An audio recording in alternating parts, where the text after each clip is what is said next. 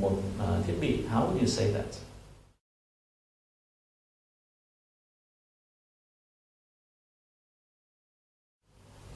Combine the laptop and the phone into one device. Okay, do you get it?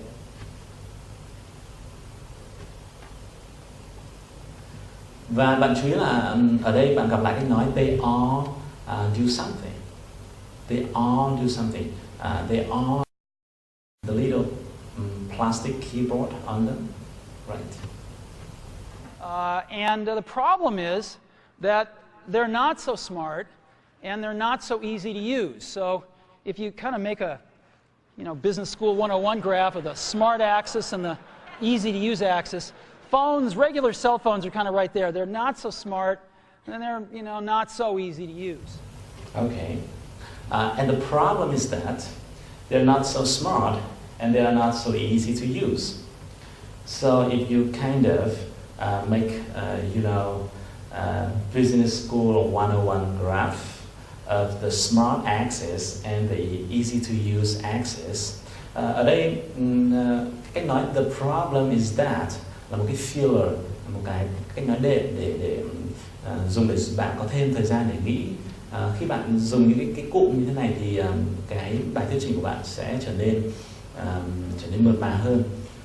The problem is hoặc là the problem is that or the problem here is, right? Smart axis, say the smart axis, cái biểu đồ nó có hai trục, một cái trục là thông minh, mức độ thông minh, một cái trục là mức độ dễ sử dụng. The smart axis and the easy to use axis. Cái từ mà 101 trong tiếng Anh thì được dùng để diễn đạt ý là cơ bản, những khóa học cơ bản, ví dụ business 101 course là khóa học kinh doanh căn bản, cooking 101 course cái khóa học nấu ăn cơ bản 101. So if you kind of make a Business School 101 graph of the smart axis and the easy to use axis, regular cell phones are right there. They're not so smart and not so easy to use. Regular cell phones are right there. They are not so smart and they are not so easy to use. Ở đây bạn có cách nói là right there or right here, ở ngay đó hay là ngay đây. Cái này rất hay dùng khi mà bạn mô tả và bạn muốn chỉ là ở cái cell phone ở chỗ này, ở chỗ kia. It is right there or this one is right here. Okay. But smartphones are definitely a little smarter, but they actually are harder to use. They're really complicated, just for the basic stuff. But smartphones are definitely a little smarter, but they're actually harder to use. They are really complicated. But smartphones are definitely a little smarter, but they're actually harder to use. And they are really complicated. Ngoài ra ở trong đoạn vừa rồi thì bạn cũng có gặp một số những cái filler rất là phổ biến như là kind of, sort of, những cái từ đó, những cái cụm đó nó không có nghĩa gì nhiều, thế nhưng nó giúp cho bạn, nó giúp cho người nói có thêm thời gian để suy nghĩ và nó giúp cho cái cách nói chuyện của mình được trôi chảy và mượt mà hơn. Thì bạn cũng có thể sử dụng những từ như vậy, kind of, đại loại là sort of, đại loại đại khái là the thing is, vân vân. Just for the basic stuff, people have a hard time figuring out how to use them. Just for the basic stuffs, people have a hard time figuring out how to use them. People have a hard time figuring out how to use them. Ở đây bạn có cách nói là someone has a hard time doing something. People have a hard time doing something. Ai đó có một khoảng thời gian khó khăn, hoặc là ai đó rất là vất vả để làm một điều gì đó. Ví dụ I have a hard time building my own business. Tôi đã có một khoảng thời gian vất vả để xây dựng doanh nghiệp riêng của mình. So someone has or people have a hard time doing something. Và một cái cách diễn đạt là figure out how to do something. Figure out something or figure out how to do something. Tìm ra cách để làm gì, tìm hiểu ra cách để làm cái gì hoặc là tìm hiểu vấn đề gì. Figure out something. Ví dụ figure out, I can't figure out how to make money. Tôi không thể nghĩ ra cách để kiếm tiền được. Tôi không thể tìm ra cách làm thế nào xếp chúng lại với nhau cho đúng được. How would you say that?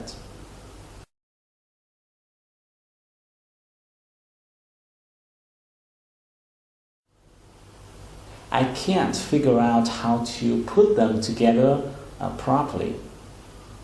I can't figure out how to put them together properly, right? Well, we don't want to do either one of these things. Well, we don't want to do either one of these things. What we want... We don't want to do either one of these things. We don't want to do either one of these things. Or either one or either one, the same. Ở đây là có cách nói lại. Either one of these things. Either one of this one and the other one. Tức là cả hai cái gì. Ví dụ I don't want to park my car on the either side of the road. Tôi không muốn đỗ xe ở cả hai bên đường. Hoặc là bạn có thể giữ một trong hai cái áo đó. How would you say that?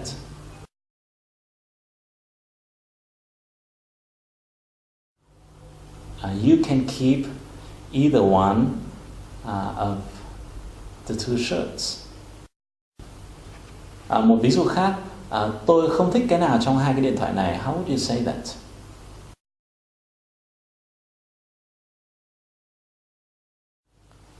I don't like either one of these phones.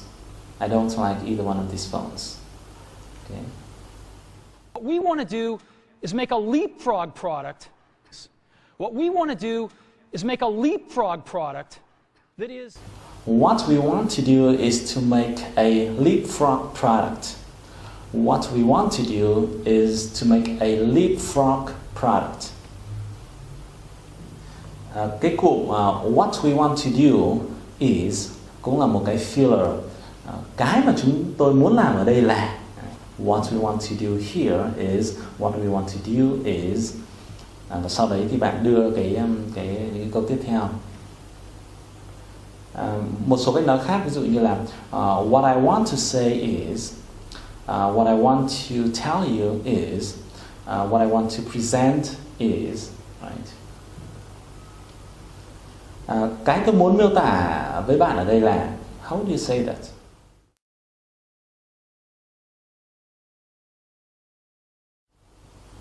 What I want to describe to you here is, what I want to describe to you here is, right? That is way smarter than any mobile device has ever been and super easy to use. This